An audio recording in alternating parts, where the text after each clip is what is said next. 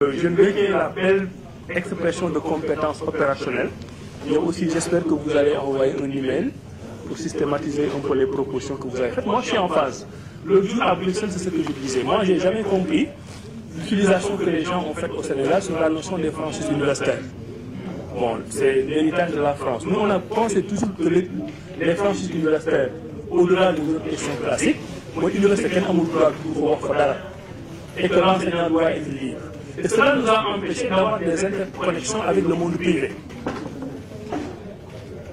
Et je donnais l'exemple des avocats. Par exemple, au Sénégal, on est professeur d'université, n'est qu'avocat. Parce qu'elle était séparée. En Suisse, si tu es professeur d'université en droit et tu n'es pas avocat, à la limite, on compte que tu es un prof nul. Donc il est arrivé pour moi un moment où on doit avoir le link entre le monde privé et l'université. Moi, je n'ai même pas peur d'utiliser le terme commande professionnelle. Si le monde professionnel se rend compte que j'ai un gap de ferrailleur, j'ai un gap d'informaticien, mais que tu passes la commande à l'université qui crée une filière dédiée. Ce n'est pas que tu es en train de remettre en cause les franchises universitaires ou l'autonomie de l'université, mais c'est que tu formes pourquoi? Pour qu'on apprenne les Rougon-Macquart, pour qu'on connaisse mieux la Première et Deuxième Guerre mondiale que l'histoire de la York et de Yaya, pour qu'on passe notre temps à nous raconter des histoires de nos échecs. Toute l'histoire dans les programmes d'enseignement au Sénégal nous raconte nos échecs. Toute l'histoire nous raconte nos échecs. Nos enfants grandissent dans l'idée que le blanc a été toujours meilleur, parce qu'Empire du Cayor, naissance, apogée, déclin. Jolof, naissance, apogée, déclin. Fort, naissance, apogée, déclin. Déclin vieux, tout va bien. Donc tu finis par comprendre, le petit africain, tu finis par comprendre que Mimo, déclin, tout va bien. Français, le petit français qui a le même âge que mon fils, on va toujours apprendre l'histoire des victoires de la France. Si tu vas à la défense, si tu es français, je suis sûr que tu as une certaine fierté. Parce que nous allons voir que ça m'a défendu avec la moufa défendu avec l'année. Nous allons voir si la moufa défendu avec l'année. Donc, je pense que côté on est trop dans le modèle français. On est trop dans le modèle francophone. Et je pense qu'il faut une révolution culturelle qui nous permette de nous réapproprier. Maintenant, avant, moi, dans le domaine où je suis, quand j'ai démarré, toutes les formations d'assistance technique, etc., étaient faites par des Français. Mais maintenant, dans tous ces domaines, il y a des Africains. On n'est plus au moment où on dit que l'Afrique n'a pas d'expertise. Non. Même dans les domaines où on n'a pas d'expertise, on peut exiger le transfert de technologie qui nous permettent dans 5 ans, 10 ans, 15 ans de faire les choses par nous-mêmes. Donc je pense que j'en ai parlé un peu. Dembosel, c'était sur les patriotismes économiques et les limites. Aïda, on a parlé du CFA, le pacte colonial. Oui. Que la Chine veuille mettre fin au pacte colonial. Alors là, le problème, vous l'avez dit, c'est pourquoi les Africains... c'est pourquoi les Africains ne posent pas la question. Et là, ça me permet de faire une petite digression sur les APE. Sur les APE, l'une des clauses pour lesquelles contre lesquelles nous avons beaucoup combattu, c'est ce qu'on appelle la clause de la nation la plus favorisée. Les Européens, ils ont dit dans un article, écoutez, nous sommes des partenaires depuis longtemps, mais si demain vous voulez avoir un partenariat commercial avec l'Inde ou avec la Chine, c'est des pays émergents, les avantages que vous allez donner à la Chine, vous devez nous donner les mêmes. C'est un combat d'avant-garde, parce que l'Europe comprend que le futur économique et commercial de l'Afrique, c'est avec ces pays émergents, qui ne posent pas de conditionnalité. Alors ils mettent cet article. On ne peut pas leur reprocher d'avoir mis cet article, parce qu'ils sont en train de protéger leur marché. Mais le problème, c'est que quand on a eu ce débat à l'OMC, à l'époque, ce ne sont pas les pays africains qui sont venus se plaindre à l'OMC pour dire pourquoi l'Europe veut nous imposer de leur donner les avantages qu'on va donner au Brésil ou à l'Inde. C'est l'Afrique qui est lésée, mais ce n'est pas l'Afrique qui en parle. Vous savez qui en a parlé?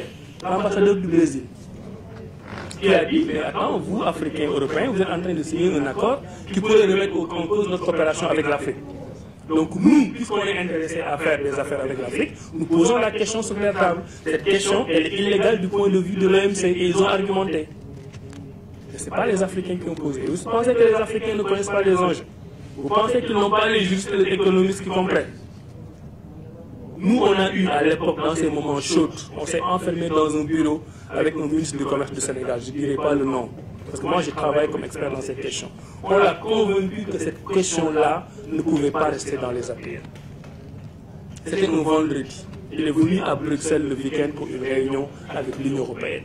Le vendredi, on l'a convaincu. Le lundi, il est revenu de Bruxelles pour nous dire, vous savez, on a des relations séculaires avec l'Union européenne, ils nous ont toujours aidés. C'est normal que quand on fait un avantage à l'Inde, on doit leur donner l'avantage. Ils ont oublié que c'est économiquement pas acceptable pour nous et surtout que juridiquement, ce n'était pas défendable. Vous pensez qu'ils ne savaient pas? Moi, quand j'ai travaillé à l'époque sur le dossier avicole du Cameroun,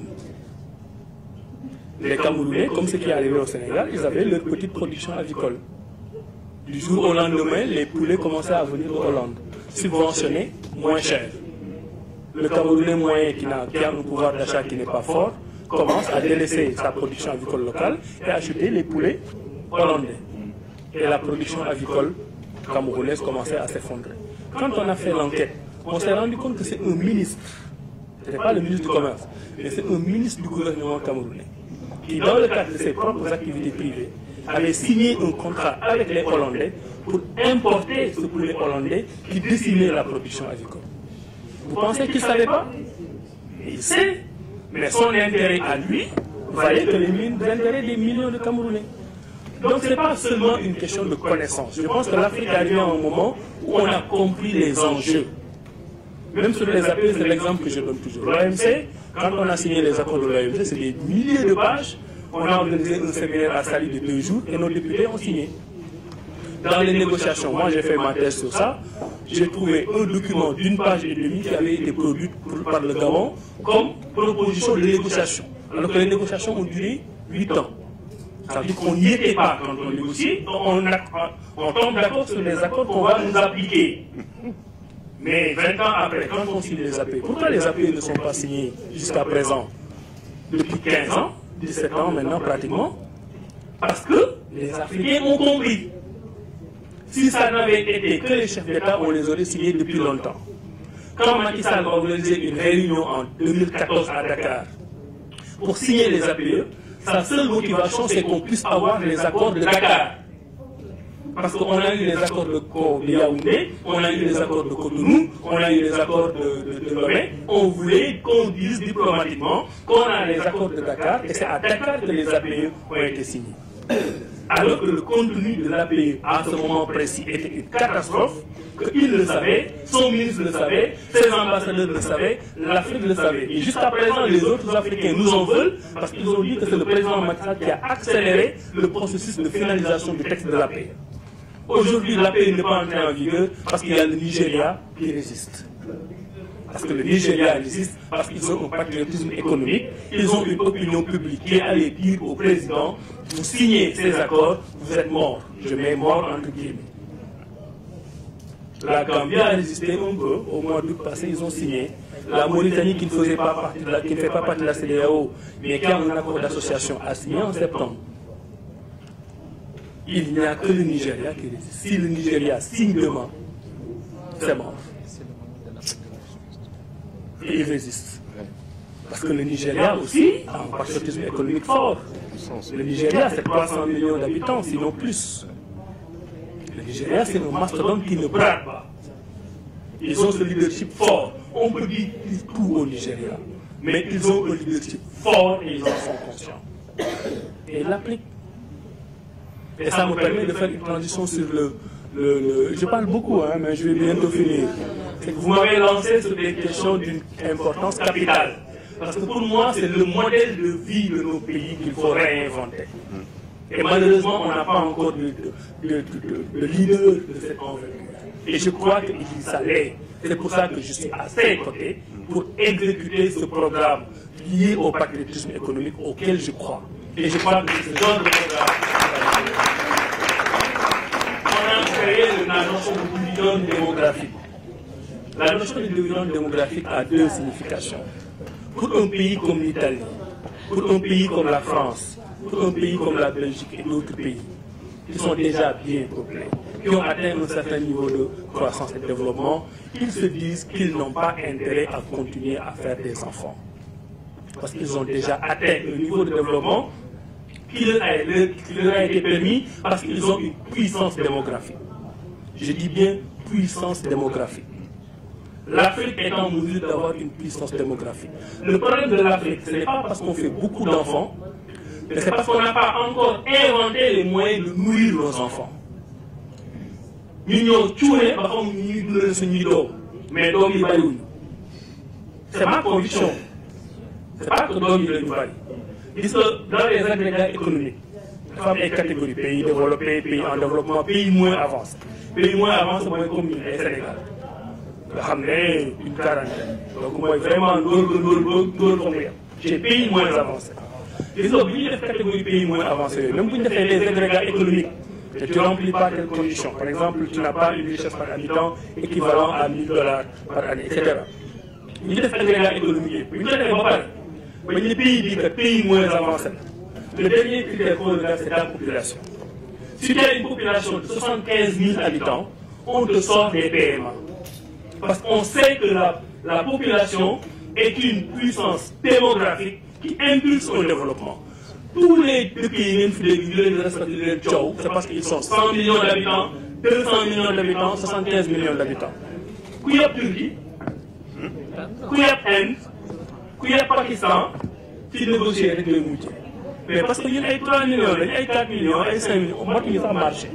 Donc, et j'en profite pour répondre à une autre question, notre survie, c'est dans l'intégration économique régionale. Tu fais une monnaie unique CEDEAO, tu as une politique extérieure commune CEDEAO, tu as une politique industrielle CEDEAO, tu as une politique de concurrence CEDEAO, tu as la libre circulation des biens et des services, tu prends les grandes multinationales, assurance, banque, tu les mets aux mains des ressortissants de la CEDEAO, tu es un mastodonte économique. Quel nous l'a yap? Tout à fait. Quel nous l'a yap? Là, nous avons yap. Parce que tey dafa am sommet Chine-Afrique. Président chinois bu ñëwee moom Tundum ak 54 présidents africains. Un Chinois, il a 54 Africains. C'est vrai, c'est la vérité. C'est proportionnel, hein? C'est la vérité. Après Turquie, même les Turquie am na sommet Turquie-Afrique. Les gars bu ñëwee taxaw moom le représentant de la Turquie ñun suñu 54 pays ñëw taxaw. Un Turc et la 54 Africains. Mais imaginez que l'Afrique se regroupe, même quand on fédération, on peut en réfléchir, il y a beaucoup de pistes. Mais même pour nous, les pays, mais économiquement, que tu puisses parler d'une seule voix. L'Union européenne n'est pas une fédération, mais bon, l'Organisation mondiale du commerce. France doit en voir parce que c'est un pays, Belgique doit en voir parce que c'est un pays, mais communauté européenne doit en voir en tant qu'organisation. Imagine aujourd'hui que l'Afrique, du point de vue économique, soit membre de l'OMC. Un marché de 1 milliard. Et c'est là où tu auras des discours à la Trump. On va te dire, ah, Afrique, 1 milliard. J'ai 1 milliard d'euros. 1 euro, vous dites 4 livres. Mais là, on a Afrique, on a négocié le marché. 1 euro, les gars. Si tu conclus le marché, tu as 1 milliard d'euros. Tout de suite. Tu réfléchis. C'est pas la même chose que quand tu dis je vais vendre le truc à 1 million, à 1 euro, je vends ça au Sénégal, j'ai 10 millions, c'est 15 millions, c'est pas la même chose. Et tu les regardes autrement. Et c'est en ce moment-là que les autres arrêteront de nous regarder. Non pas pour le continent ou le pays de la misère. Non pas pour le continent. Non, bon, c'est pas comme franchement, bon. Parce que pour moi, ça remet en cause une limite. Ça remet en cause notre africanité. Ça remet en cause tout. Tout. Nous mënuñu dara ñun bëgguñu dara ñun xamuñu dara lu ñu teg teewoon nañ ko à la limite ñii sax dañuy ñëw di ñu dimbali. C'est aussi simple que ça. Donc l'Afrique comme puissance économique basée sur une puissance démographique, moi j'y suis. C'est pas une question de politique individuelle. Que tu fais comme autant d'enfants que tu veux, mais on ne doit pas nous faire croire qu'on ne doit pas faire des enfants parce qu'amuñu leen dundalee. Dañu war a wuti lu ñu dundalee les doom yi ñu am. Il y a beaucoup de familles où, vous savez, les parents misent beaucoup sur les taos. Mais des fois, taos, ils aussi. Hein?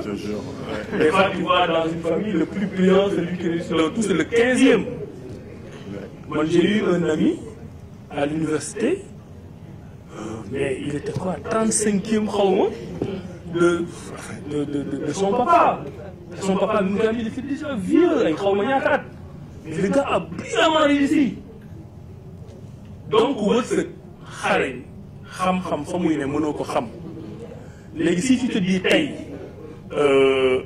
amuma lu ma jëndee oto wala amuma lu ma tabaxee kër je vais mourir locataire tu oublies qu'il y a des mécanismes qui te permettent d'avoir une maison, de serrer la ceinture, d'avoir peut-être un crédit qui te permet de payer la maison.